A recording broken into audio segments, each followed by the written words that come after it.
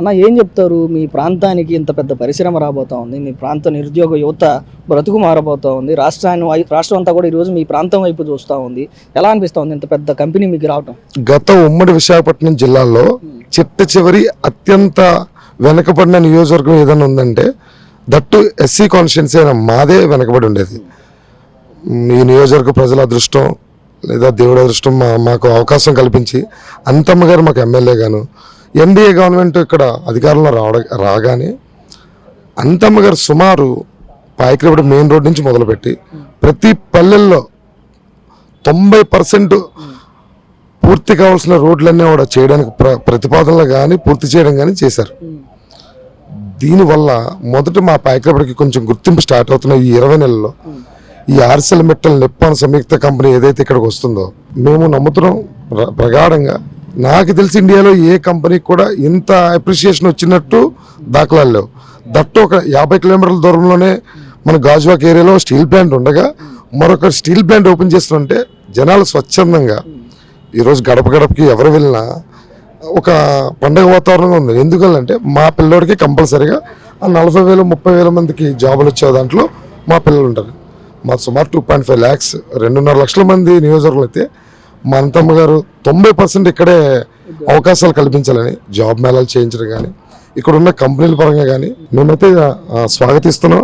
ఇలాంటి పరిస్థితి అన్న అంటే మీరు చెప్పినట్లుగానే అందరూ కూడా దాదాపుగా 90% మంది దీన్ని ఆహ్వానిస్తూ ఉన్నప్పటికీ కొంతమంది దీనిపైన ధర్నాలని చెప్పి రాస్తారోకోలు అని చెప్పి దీన్ని కూడా అడ్డుకునే ప్రయత్నం అభివృద్ధి కూడా చేయడ్డం పెట్టే ప్రయత్నం కరెక్టేనంటారా అన్న?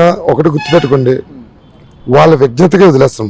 1,35,000 కోట్ల రూపాయలు పెట్టుబడి ఇదే స్టీల్ ప్లాంట్ ఏ తమిళనాడు కర్ణాటకనో గుజరాత్ వెళ్లాల్సిన కంపెనీ ఎన్డీఏ గవర్నమెంట్ యొక్క సహకారంతో మన స్టేట్ గవర్నమెంట్ చంద్రబాబు నాయుడు గారు, పవన్ కళ్యాణ్ గారు, లోకేష్ గారు మా పాయకరేపటి కూడా మేము గొప్పగా ఫీల్ అవుతుంటే కొంతమంది స్వార్థంగా రాజకీయ నిరుద్యోగితో ఎవరైతే ఉన్నారో ఖాళీగా పని పాట లేని వ్యక్తులు దీన్ని వ్యతిరేకిస్తున్నారు. ఎందుకు వ్యతిరేకిస్తున్నారంటే ఈ అభివృద్ధి చేస్తే ఇంకా ఎప్పటికీ కూడా ఈ కాన్స్టిట్యున్సీ మీ చేతిలోంచి చేజారదు, మన పప్పులు ఇక్కడ ఉడకవు అన్న ఆలోచనతో వాళ్ళు ప్రయత్నం చేస్తున్నారన్న. దేశంలో అనేక రాష్ట్రాలు ఉన్నాయి, బాగా అభివృద్ధి చెందినటువంటి రాష్ట్రాలు. మీరు అన్నట్లుగా మహారాష్ట్ర కానివ్వండి, గుజరాత్ కానివ్వండి, ఇలా చెప్పుకుని పోతే చాలా రాష్ట్రాలు అభివృద్ధిలో ముందడుగులో ఉన్నటువంటి పరిస్థితులు. వీళ్ళు ఇదే కంపెనీ పెట్టుబడి పెట్టాలి అనుకుంటే ఆ రాష్ట్రాల వైపు చూసేటువంటి పరిస్థితులు కూడా లేకపోలేదు. మరి అలాంటి పరిస్థితుల్లో పట్టుబట్టి ఇప్పుడు ఉన్నటువంటి ముఖ్యమంత్రి చంద్రబాబు నాయుడు గారు కానివ్వండి, లోకేష్ గారు కానివ్వండి, పవన్ కళ్యాణ్ గారు కానివ్వండి, వీళ్ళందరూ పట్టుబట్టి చిత్తశుద్ధితో ఇక్కడికి తీసుకురావడం ఒక ఎత్తు అయితే అది పాయకరాపేటలోనే రావాలి అని చెప్పి అనిత గారు చేసినటువంటి కృషి అంటే వీళ్ళందరూ చిత్తశుద్ధి ఎలా చూడొచ్చు అంటారు అన్న? ఈ నియోజకవర్గం పాయకరాపేట నియోజకవర్గం ఏదైతే ఉందో మొట్టమొదటిసారిగా మాకు మినిస్ట్రీ మా అంతమ్మకి ఇచ్చారు. ఆమె ఆ మినిస్ట్రీని ఏ విధంగా వాడచ్చు అనే సీజే లేడీ బాస్ టు ఎవ్రీబడి. ఎందుకంటే అన్న ఒక మినిస్ట్రీ వస్తే ఎంత సేవ చేయొచ్చు, ఒక నియోజకవర్గంలో ఏ విధంగా మనం యువతను కానీ ఉద్యోగ అవకాశాలు క్రియేట్ చేయడం కానీ ఇప్పుడు మహిళా కార్మికులను పెంపొందించడం కానీ ఈ కాంపిటేటివ్ వరల్డ్లో మాకు తీసుకురావడం ఆవిడ చేసిన కృషిని చదువుకున్న ప్రతి ఒక్కరూ గుర్తిస్తున్నారన్న. ఈ నియోజకవర్గం ఎప్పటికీ ఆమెకి రుణపడి ఉంటుంది. మేము ఆ మాట కూడా చెప్పదలుచుకోలేదు, మా సోదరు కాబట్టి ఆమె రుణం తీర్చుకుంది మా నియోజకవర్గానికి, మేము కూడా ఆవిడకి రుణపడే ఉంటాం. మరి ఇలానే ఇదే పరిస్థితుల్లో కూటమి ప్రభుత్వం వ్యవహారానికి వస్తే యువగలం పాదయాత్ర పేరుతో లోకేష్ గారు ఇచ్చినటువంటి ప్రధాన హామీ 20 లక్షల ఉద్యోగాల కల్పనే ప్రధాన ధ్యేయం, అదే నా ప్రధాన లక్ష్యం అని చెప్పి లోకేష్ గారు ప్రత్యేకదే చెప్తా ఉన్నటువంటి పరిస్థితి. మరి ఆ దిశగా చూస్తే గత 20 నెలల్లో మెగా డిఎస్సీ కానివ్వండి, కానిస్టేబుల్ కానివ్వండి, అభివృద్ధి పరంగా గూగుల్ డేటా సెంటర్ కానివ్వండి, ఇలా ఈ రోజు ఈ స్టీల్ ప్లాంట్ కానివ్వండి, ఈ విధంగా లక్షల ఉద్యోగాల కల్పన ధ్యేయంగా కనిపిస్తూ ఉన్నటువంటి పరిస్థితులు. మరి ఆ 20 లక్షల ఉద్యోగాలు కల్పించే ధ్యేయంగా లోకేష్ గారు అడుగులు వేస్తా ఉన్నారా? 100% అన్న. చాలా సింపుల్ క్వశ్చన్ అన్న. ఇక్కడ ఈ స్టీల్ ప్లాంట్ ఎస్టాబ్లిష్ అయితే టెక్నికల్ నాన్ టెక్నికల్ 35,000 మంది నుంచి 40,000 మందికి ఉద్యోగ అవకాశాలు వస్తాయట. 35,000 కుటుంబాలు ఇక్కడికి పాయకరాపేట ఇక్కడ లేదా ఇక్కడికి వచ్చేది జరుగుతుంది. అంటే మేము ఎంత రెవెన్యూ జనరేట్ చేస్తాం, ఎంత డెవలప్మెంట్ అవుతాం. మా నియోజకవర్గంలో ఈ ఒక్క ఫ్యాక్టరీ వల్ల సుమారు 35,000 మంది అంటే మీరు ఊహించండి. ఆయన 20 లక్షల ఉద్యోగాలు మేము పూర్తిగా ప్రగాఢంగా నమ్ముతున్నాం. ఒకప్పుడు విశాఖపట్నం జిల్లా అంటే గొప్పగా చూసేవారు, అనకాపల్లి అంటే బెల్లం తప్ప ఏం గుర్తుకొచ్చేది కదా. అంటే ఒక రకంగా చెప్పాలంటే మమ్మల్ని చాలా చులకనగా చూస్తారు. దట్టు మాది ముఖద్వారం ఉత్తరాంధ్రకి.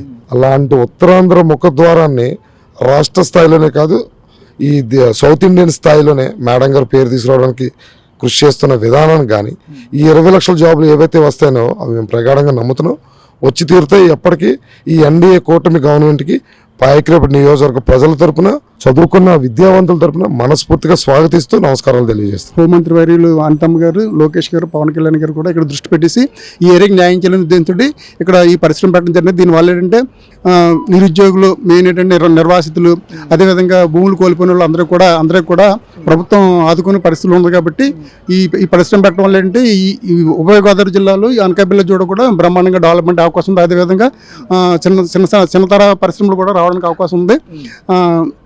ఎక్కువ ఉద్యోగ అవకాశాలు రావడం కూడా అవకాశం ఉంది.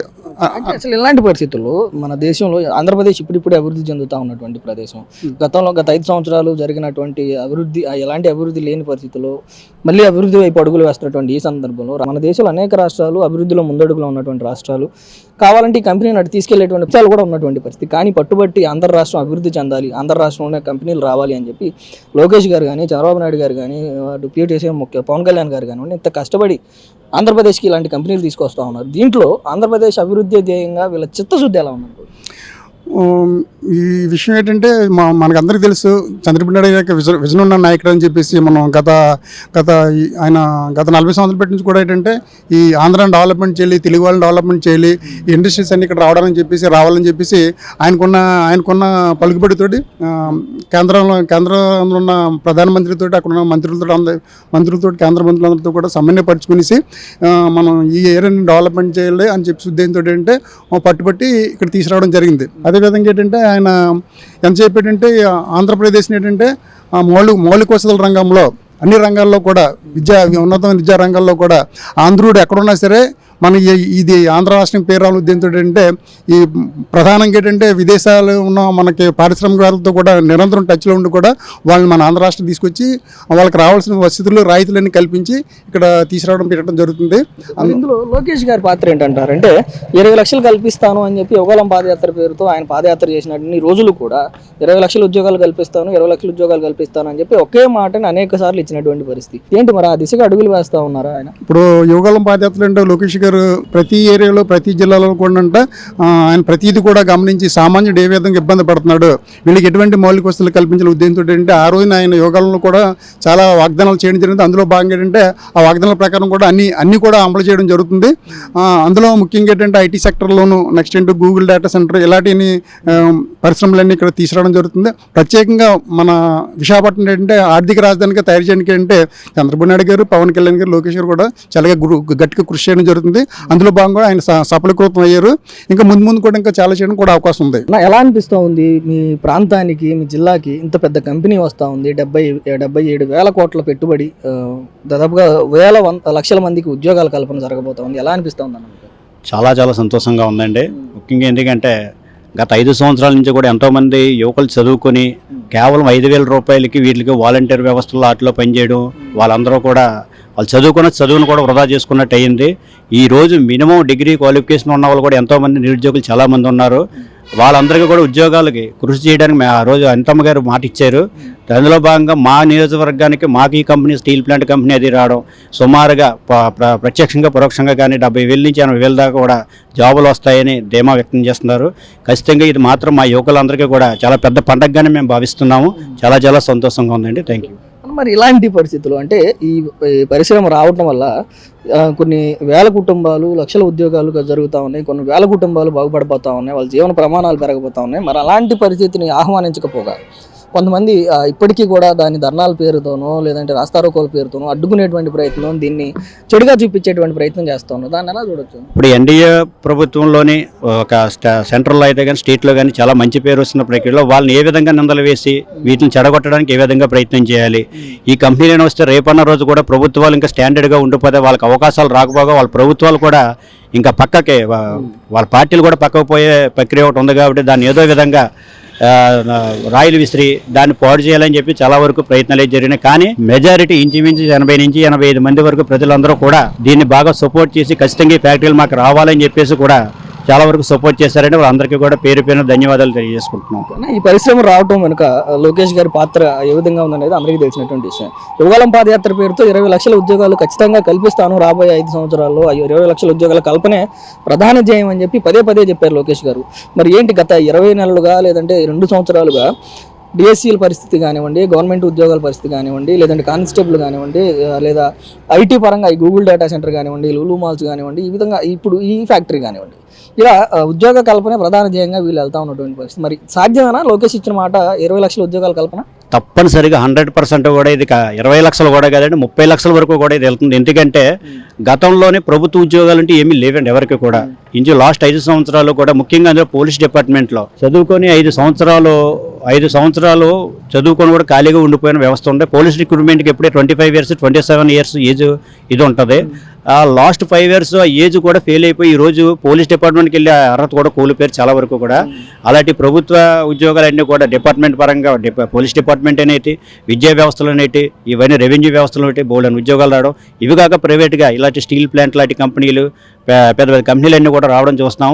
ఖచ్చితంగా 20 లక్షలు కాదు 30 లక్షల ఉద్యోగాలు కూడా ఖచ్చితంగా చేసే ప్రయత్నంలో లోకేష్ బాబు గారు ఉన్నారు. ఆయన చెప్పారు, చేస్తున్నారు, చేసి చూపిస్తున్నారు. మరి 2019 నుంచి 2024 వరకు ఈ మీ పాయకరావుపేట నియోజకవర్గం కానివ్వండి, లేదంటే అనకాపల్లి జిల్లాలో కానివ్వండి, ఇలాంటి వాతావరణం అంటే అభివృద్ధి పదంగా నడిచేటువంటి అడుగులు కానివ్వండి, లేదంటే ఉద్యోగాల కల్పన కానివ్వండి, నిరుద్యోగ సమస్య పరిష్కారానికి కానివ్వండి, ఏమన్నా అడుగులు పడినాయి? ఏమన్నా గమనించారా 5 సంవత్సరాలు? లాస్ట్లో కూడా లాస్ట్ 5 ఇయర్స్ చేశారండి. బోరింగ్లు ఓపెనింగ్లు చేసేవారు, గుంటల రోడ్లో మట్టి పెట్టుకెళ్ళి పోసేవారు, 2 రోజు అన్నీ పోయేవి. అవి తప్ప ఎక్కడ అభివృద్ధి అంటే ఏమీ లేదండి. అది లేక ఈరోజు ప్రజలందరూ కూడా సరైన గుణపాఠం చెప్పారు. ఎన్డీఏ ప్రభుత్వం అధికారంలో తీసుకొచ్చారు. ఈరోజు ఎక్కడ చూసినా సరే ప్రతి వార్డులోని గ్రామాల మండల స్థాయిలో ఎక్కడ చూసినా సరే రోడ్ల పండగ. ఎక్కడ రోడ్డు ఖాళీ ఉంటే రోడ్లు వేయడానికి సిద్ధంగా ఉన్నారు. ఈ విధంగానే డెవలప్మెంట్ ఉంటుంది. ఇంకా ఇదే ఆసరాగా తీసుకుని రేపు రానున్న కాలంలో కూడా ఖచ్చితంగా కూడా ఎన్డీఏ ప్రభుత్వాన్ని ప్రజలందరూ రక్షించడానికి సిద్ధంగా ఉన్నారు. అన్న, ఎట్లా ఉంది మీకు? ఇంత పెద్ద కంపెనీ రాబోతా ఉంది, మీ చుట్టుపక్కల ఉన్నటువంటి నిరుద్యోగ యువత అందరికీ కూడా వాళ్ళ భవిష్యత్తు మారబోతా ఉంది, ఉద్యోగాల కల్పన రాబోతా ఉంది, 70,000 కోట్ల పెట్టుబడితో ఇంత పెద్ద కంపెనీ ఇక్కడ రాబోతా ఉంది మీ ప్రాంతానికి. ఎలా ఉంది ఈ ప్రాంతవాసిగా? ఈ ప్రాంతవాసిగా ఈ కంపెనీ రావడం అయితే మేము చాలా సంతోషపడుతున్నాం. ఇక్కడ ముఖ్యంగా ఇదంతా బ్యాక్వర్డ్ ఏరియా, మత్స్యకారులు యాదవ్లో మెజారిటీగా ఉన్న ఏరియా. అయితే ఇప్పటి వరకు అభివృద్ధి కుంటుపడింది. ఈ ఫ్యాక్టరీ రావడంతో యువతకు కూడా మంచి ఉద్యోగాలు వస్తాయి. అలాగే ఎవరైతే లేబర్ ఉన్నారో వాళ్ళు కూడా మంచి పనులు దొరుకుతాయి. ఆర్థికంగా కూడా అభివృద్ధి చెందుతారని చెప్పేసి ఇది వచ్చినందుకు మేము చాలా సంతోషిస్తున్నాం. కొన్ని లక్షల ఉద్యోగాల కల్పన జరగబోతా ఉంది ఇక్కడ. ఇప్పటి వరకు చదువుకున్నటువంటి వారు కానివ్వండి, రాబోయే రోజుల్లో చదువుకునే వారికి కానివ్వండి, ఇది ఒక స్ఫూర్తిదాయకంగా ఉండబోతుంది. ఇది వారికి ఒక నమ్మకం ఉండబోతుంది, మేము ఉద్యోగాలు ఎక్కడే తీసుకోవచ్చు అని చెప్పి. అలాంటి నమ్మకాన్ని ఇచ్చినటువంటి కూటమి ప్రభుత్వం దేశంలో ఉన్నటువంటి మిగతా రాష్ట్రాల్లో కాకుండా ఆంధ్రప్రదేశ్కి రావాలి అని చెప్పి పట్టుబట్టి తీసుకొచ్చినట్టు కూటమి ప్రభుత్వం పనితీరు ఎలా ఉంది? ముందుగా కూటమి ప్రభుత్వానికి మేము ధన్యవాదాలు తెలియజేస్తున్నాం. అయితే ఇన్ని లక్షల ఉద్యోగాలు ఇక్కడ కల్పించడం అనేది చాలా పెద్ద విజయం. ముఖ్యంగా కూటమి ప్రభుత్వం ఏదైతే నరేంద్ర మోడీ గారు, చంద్రబాబు నాయుడు గారు, పవన్ కళ్యాణ్ గారు కలిసికట్టుగా వెళ్తూ ఎక్కడ వాళ్ళు కష్టపడి ఈ ఇండస్ట్రీలు ఇక్కడ తీసుకురావడం వల్ల ఒకప్పుడు ఇక్కడ యువత అంతా హైదరాబాద్ లేకపోతే వేరే స్టేట్లకు వెళ్ళిపోయి అక్కడ పనులు చేసుకుంటేవారు. కానీ ఈరోజు ఈ ఇండస్ట్రీలు రావడం వల్ల, ఇంత పెద్ద అభివృద్ధి చెందడం వల్ల మా ఏరియాకి వలసలు మొదలవుతాయి. వాళ్ళందరూ ఎక్కడెక్కడో పని చేసుకున్న వాళ్ళు కూడా కాకుండా బయట ఉన్న స్టేట్ల నుంచి కూడా ఇక్కడికి వచ్చి అభివృద్ధిలో భాగస్వాములు అవుతారు. చాలా సంతోషపడే కార్యక్రమం ఇది. అసలు ఇందులో ప్రధానంగా కూటమి ప్రభుత్వం వచ్చిన తర్వాత ఈ 20 నెలల్లో మొదట మెగా డిఎస్సీ కానివ్వండి, తర్వాత కానిస్టేబుల్ ఉద్యోగాలు కానివ్వండి, తర్వాత పరిశ్రమల అభివృద్ధిలో భాగంగా గూగుల్ డేటా సెంటర్ కానివ్వండి, లేదంటే లూలు మాల్ కానివ్వండి, ఇలా చెప్పుకుంటూ పోతే అనేకం చూసుకుంటూ ఈరోజు మీ ప్రాంతంలోనే ఇంత పెద్ద కంపెనీ రాబోతుంది, భారతదేశంలో అతిపెద్ద కంపెనీ రాబోతుంది. ఈ విధంగా చూసుకుంటూ పోతే లోకేష్ గారు యువగలం పాదయాత్రలో ఇచ్చినటువంటి 20 లక్షల ఉద్యోగాల కల్పనే ప్రధాన ధ్యేయం 5 సంవత్సరాల్లో అని చెప్పి ఆయన ఇచ్చినటువంటి మాటకి, ఆయన ఇచ్చినటువంటి హామీకి నిలబడి ఉన్నారంట. తప్పకుండా నిలబడి ఉన్నారు. దానిలో భాగంగానే ఇప్పుడు ఇన్ని కంపెనీలు తీసుకొస్తున్నారు. ఈ కంపెనీలు తీసుకొచ్చినప్పుడు ప్రధానంగా ముఖ్యంగా ఇప్పుడు మొన్నే జాబ్ క్యాలెండర్ కూడా రిలీజ్ చేశారు. గత సంవత్సరం మెగా డిఎస్సి, అలాగే కానిస్టేబుల్ పోస్టులు ఇలాగ తీస్తూ లక్షలాది ఉద్యోగాలు కల్పన అడుగులు వేస్తున్నారు. తప్పనిసరిగా ఏదైతే ఈ కూటమి ప్రభుత్వం ఉందో ఇచ్చిన మాట నిలబెట్టుకోవడం, అలాగే అభివృద్ధిలో భాగస్వామ్యం అవ్వడం, అందులో మేము కూడా భాగస్వాములు అవ్వడం మాకు చాలా సంతోషకరం.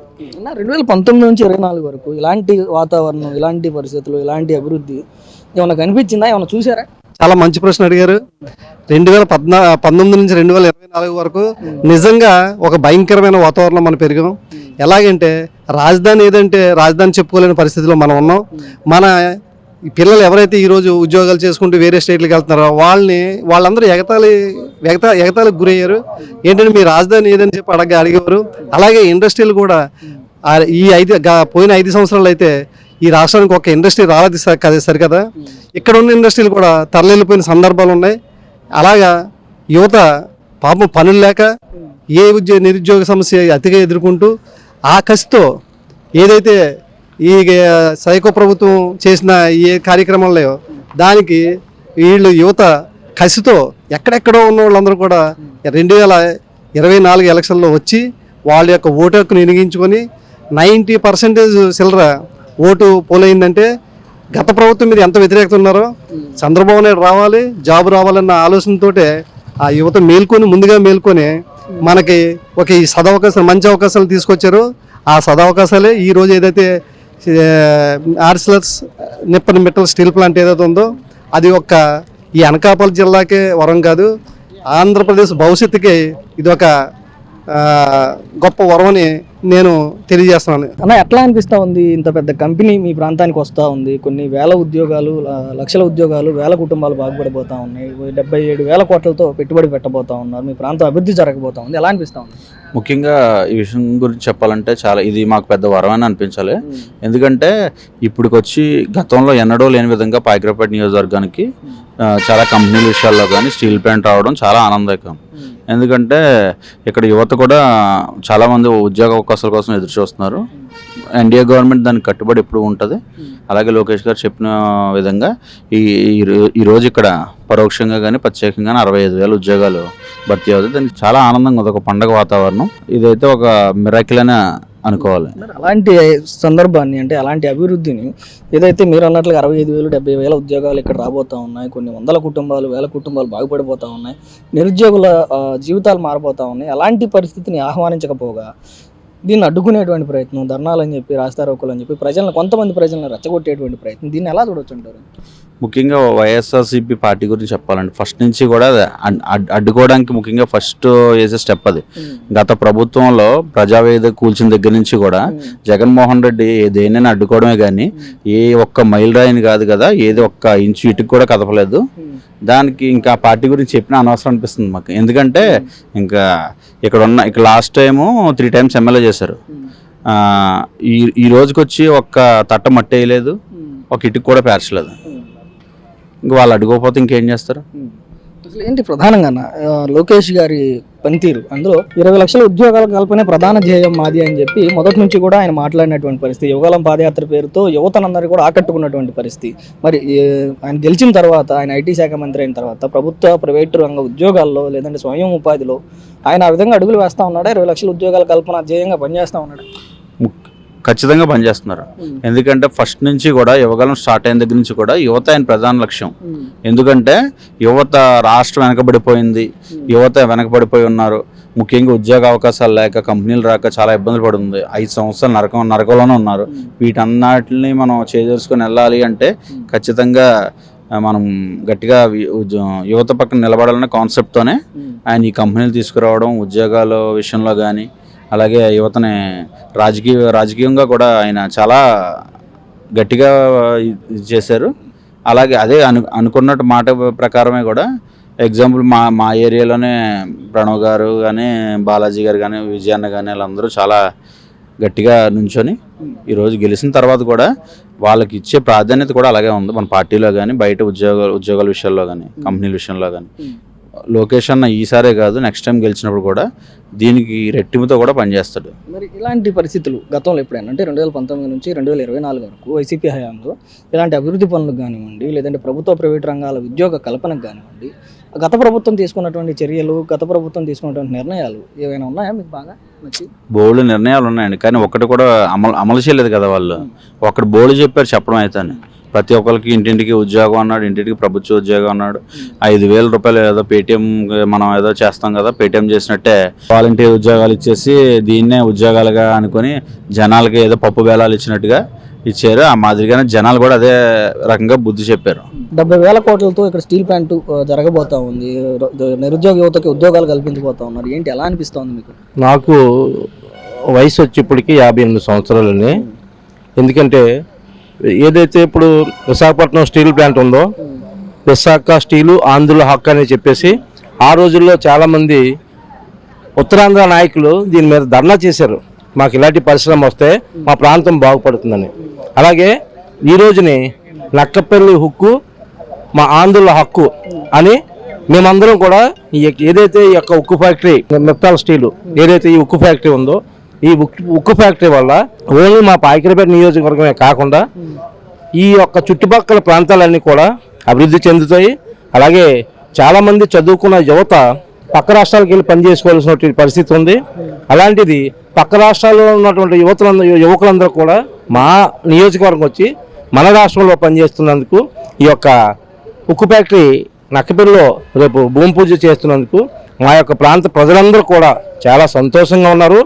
అలాగే రేపు భూమి పూజ కూడా చాలా గొప్పగా విజయవంతం చేయడానికి ఎవరైతే కేంద్ర మంత్రులు అలాగే మన ఎవరైతే వస్తున్నారో ఈ అందరి మీద కూడా మా యొక్క ఏంటి అంటే యువగలం పాదయాత్రలో లోకేష్ గారు పదే పదే హామీ ఇచ్చారు. 20 లక్షల ఉద్యోగాల కల్పనే ధ్యేయం ప్రధానంగా రాబోయే 5 సంవత్సరాల్లో అని చెప్పి. ఇప్పుడు ఈ విశాఖ ఈ స్టీల్ ఫ్యాక్టరీ కానివ్వండి, స్టీల్ కంపెనీ కానివ్వండి, లేదంటే మన గూగుల్ డేటా సెంటర్ కానివ్వండి, దాన్ని ఇచ్చిన డిఎస్సి కానివ్వండి, ఇలా చూసుకుంటూ పోతే ఆయన మాట మీద నిలబడి అంటే 20 లక్షల ఉద్యోగాల కల్పన ధ్యేయంగా పనిచేస్తూ ఉన్నాడా లోకేష్?